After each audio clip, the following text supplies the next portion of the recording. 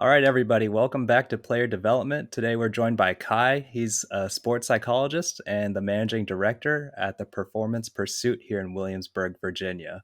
So today he's going to be talking about his work with athletes, especially in light of our content this month on mental health awareness. Welcome, Kai. Thanks for joining us today. Yeah, thanks for having me. It's definitely a pleasure to definitely be on the platform. So I'm really excited to be here. I'm looking forward to all the great questions you probably got for me today for sure. Well, I hope they're good. Well, so start us off here. What does a sports psychologist do? Yeah, so there's a lot of different terms that are used interchangeably. So like with a sports psychologist, it definitely means that someone who's actual psychologist and clinical in nature and maybe Mm-hmm. just works with athletes in that specialization. But the real common term used these days by the I guess the professional body of the Association of Sports Psychology Mm-hmm. um, is they call it a mental performance consultant, because you could be a graduate level Mm-hmm. practitioner, or you could be a doctoral level practitioner, but you have this particular certification where you're going to be working with athletes or performers and helping them be able to train and perform the way that they desire using sports psychology methodology. So for the most part, like you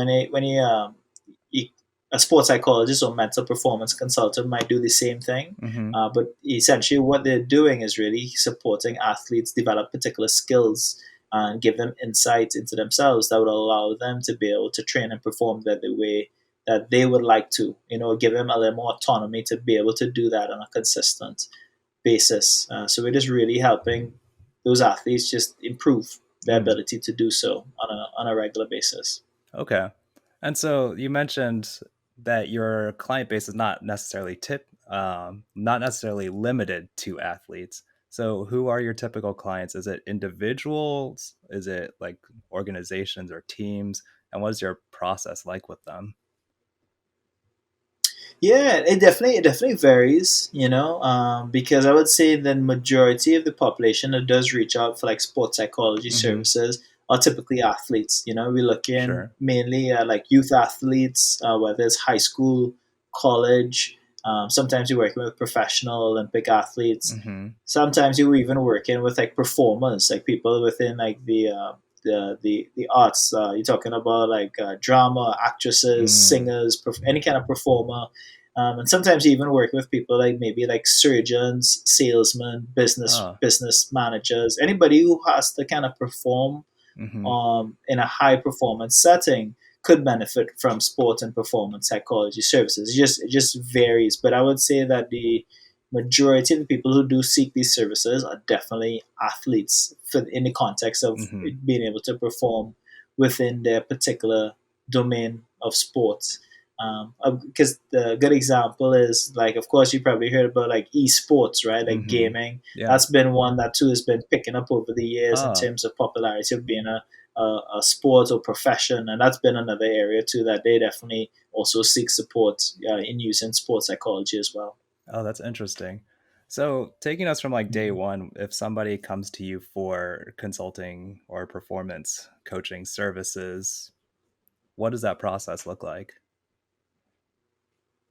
So typically, like for us at the performance pursuit, we would usually start off with just a free consultation. Someone would sign up for like a free 50-minute consultation where they have the opportunity to meet with one of our consultants and be able to ask questions. We get an opportunity to learn a lot more about them and what they may be looking for, Hmm. just to kind of ensure that's going to be a good fit. Making sure that we can definitely provide what they're looking for, and we're also kind of screening to make sure that if they're looking for something that's going to target more like mental health and counseling, Mm. maybe we would help provide a appropriate referral to a clinician, a therapist, a psychologist, or a social worker, someone who's going to be able to help them from that mental health perspective. Hmm. Versus if they're looking for something they're looking for some support in improving their ability to train and perform in their sport, we know, okay, yeah, we can definitely help you for sure. So in after that free consultation, if they're a good fit and looking to receive that mental skills training or sports psychology services from us, we then start off with like an intake session. And now in Mm. that intake session, it's usually about an hour and a half, where we're meeting with that individual and learning a lot more about them, like their background, where they're at currently, what their goals are, any kind of factors that might be contributing to what they may kind of categorize as maybe they're not performing the way they want, or they're experiencing difficulty in maybe managing anxiety, confidence. Mm. It might be a variety of things. Sometimes they just want to learn how they can improve. So we're kind of gaining all that background information in that first session. And most times we also provide them with an assessment where they get to rate themselves for particular items, scoring themselves using numbers 0 through 10 Mm-hmm. in terms of how proficient or competent they perceive themselves as in being able to execute particular skills that has been known to be important skills when it comes to performance. And those skills might be things like how well they use self-talk, mental imagery, Mm. ability to manage nervousness, their attitude, goal setting. So we give them the assessment. They also rate themselves, and it gives us scores on how they rate themselves to be able to better identify, wow, like maybe these are particular skills that Mm-hmm. we might be able to help you with and improve. Because if you improve upon these skills, naturally it's going to help transcend to a better performance as well. And also kind of connect the dots. Like for someone who may be experiencing a lot of anxiety, might also mean that maybe they have really unrealistic goals and putting a lot of Mm. pressure on themselves. Maybe it's the way that they talk to themselves using self talk. Maybe with that mental imagery, they're visualizing themselves not being successful or making mistakes. So we kind of recognize, wow, all these things kind of connect to each other. It makes sense why you're kind of experiencing what you are. So let's create a plan to target that in Uh-huh. our future sessions. And then from there, we'll meet with our athletes or clients maybe for 30-minute sessions if they like shorter sessions. Maybe it's for 1 hour sessions. Mm-hmm. Maybe if we're doing a team or group, we have several group workshops we're going to do, and each session is going to be really focused on a particular area that they would like to improve on or think that would be beneficial. Uh-huh. And we're helping them by giving them some information, some training on those particular skills, maybe actually practicing particular interventions and skills targeting that particular topic Mm-hmm. that they want to improve on. Of course, giving some homework as well. Because the big piece is that you can learn a lot of things in session, but where you're going to experience the most benefit is what you're actually doing between sessions. Mm. Just like anything else, right? In order to get better, it requires practice Sure. and commitment to doing it over and over in order to kind of improve that particular skill. So I would say overall, that's like the general, I guess, process of like taking someone who's interested Mm-hmm. to giving them a better understanding of themselves and how they can improve in that domain, and then also working on it in future sessions, improving particular skills that can help them achieve their goals. And then at the end, if we then reevaluate to see how they made progress, and then see if they want to continue. Maybe if they recognize, what, I'm actually doing really well, Mm-hmm. I'll kind of reach out to you in the future if I need more support, because we kind of use that relationship where like a coach or like a primary care physician, where Uh-huh. if things are going well, that's awesome. And maybe you're just coming back to us for me like a mechanic, you're just looking for a tune up, a Yeah. check in, if there's anything else we could kind of pick up on and improve upon. Yeah. That makes a lot of sense. And it's very structured. So you guys have a specific process that most people will go through. And you said Mm-hmm. that early on you'll screen for if there are any maybe underlying mental health issues that may be better taken care of by a counselor or a therapist of some kind. How much does athlete mental health intersect with your work typically?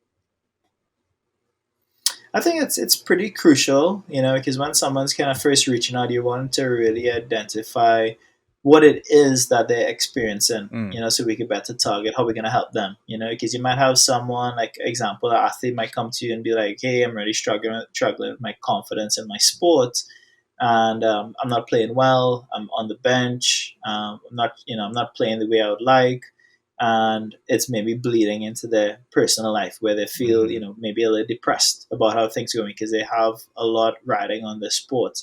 So we'll be like, oh well, we can definitely help you with the aspects of improving, ways to improve in sports, your confidence and whatnot. Hmm.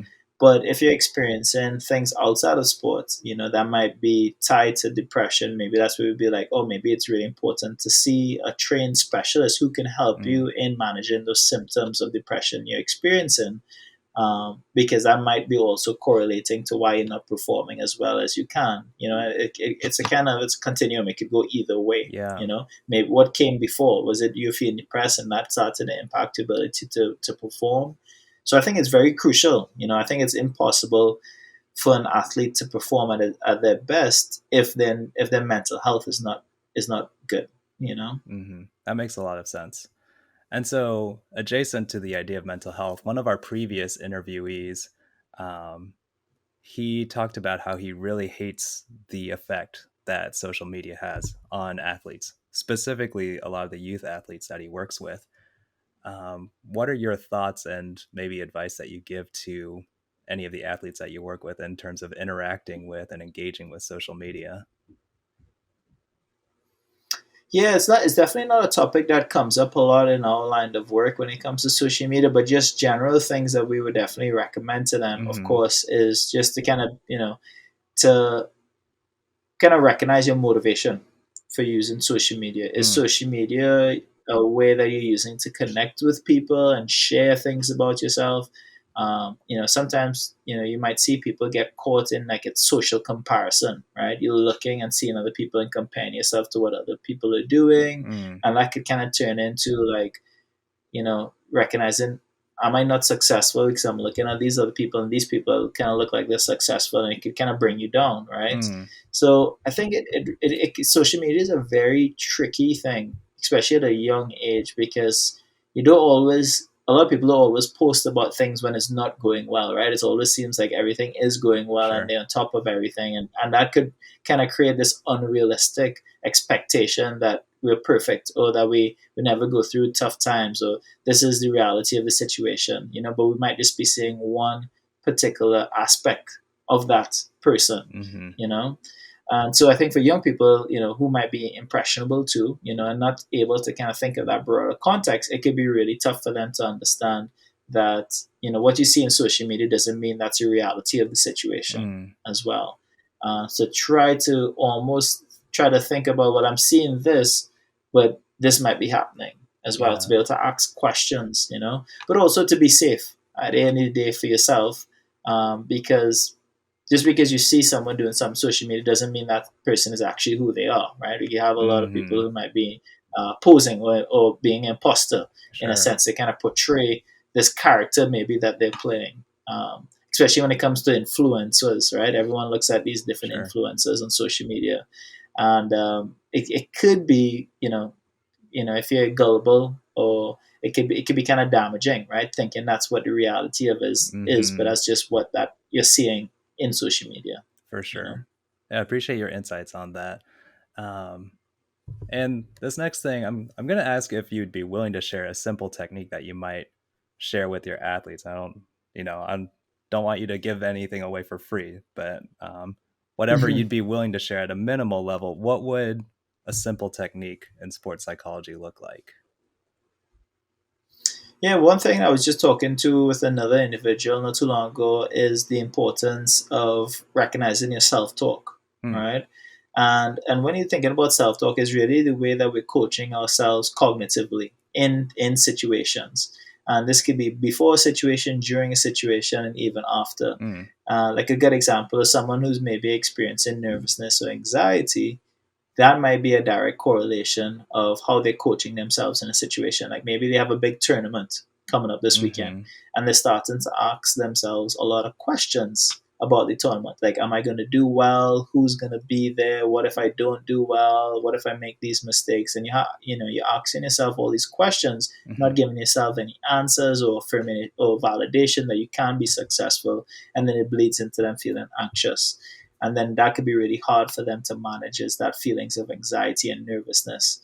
So one going back to what skill we would teach them is, I use from the model cognitive behavioral therapy, mm-hmm, and it's about trying to teach them to be able to notice the thoughts they're having, being able to label it, name it. Like, mm-hmm, I'm having the thought about, I'm worried about making mistakes, or mm-hmm, I'm worried about if I'm gonna play, and and then recognizing how do you neutralize these negative thoughts? How do you make them more effective?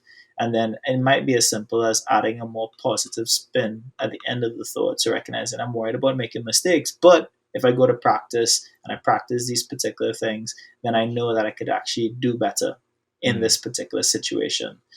So when it comes to self-talk, is about recognizing, who is that particular person you're using in that dialogue, and I try to teach them there's three potential people you might talk to.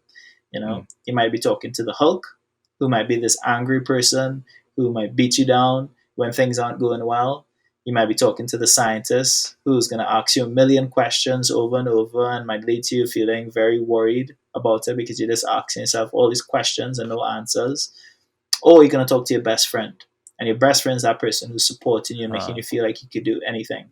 And most times when we're experiencing adversity, most times I realize athletes talk to the Hulk or the scientist or maybe both of them simultaneously, and we don't usually channel that best friend, that person who can make you feel like you could do it and support you and coach you in Huh. doing it. So we kind of, my, it's more than just a simple technique of do A, B, and C, but more about how do you kind of bring all those things together to kind of recognize self-talk, which is a skill.